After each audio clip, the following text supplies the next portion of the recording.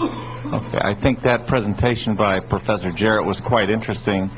I'm a little confused by the way it was summarized, because in terms of total deaths, which are what are used to calculate premature deaths by the Air Resources Board, if I didn't misinterpret what he said, there was no effect, very consistent with my findings.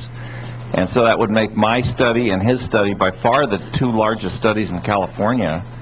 And so I'm confused as to why he could say that's consistent with the national result. Can I get a response to that? Well, I think, you know, we find very significant and elevated risks for cardiopulmonary, cardiovascular, and ischemic heart disease, which account for over half the deaths. So I think what this is suggesting is that there are a number of causes of death which, expectedly so, are not necessarily associated with air pollution. And we have in our previous studies included all causes of death. So when we look at that, it's even including traffic accidents and outcomes that we know are not related to air pollution. Once we go to these more specific indicators, where the toxicological evidence from animal experiments and from human chamber studies is highly suggestive of effects on the cardiorespiratory system, we begin to see highly significant results.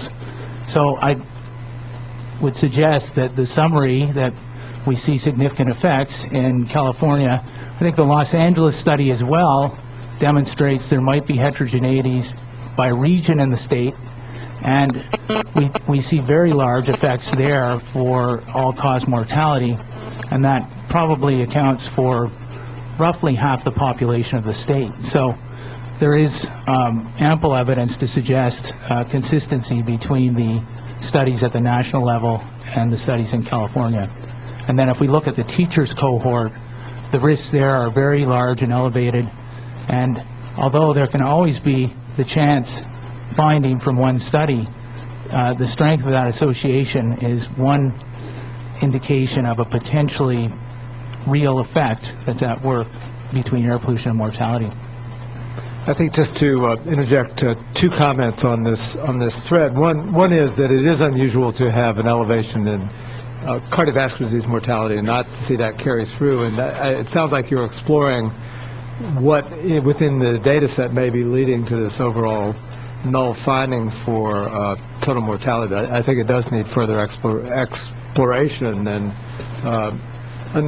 understanding. So it sounds like you're on that track. Yeah, we're working very hard on that, and we're not finished that analysis, and I want to emphasize that these are preliminary findings. But I felt that we wanted to give them the most recent science possible to inform the Air Resources Board and the public. To the same point then? Well, can I just follow up? If you include the Ziegler and Samet study and you limit it to California, which hasn't been specifically presented, but if that data was presented, then I would think you'd have the three by far largest studies showing no effect on total mortality in California.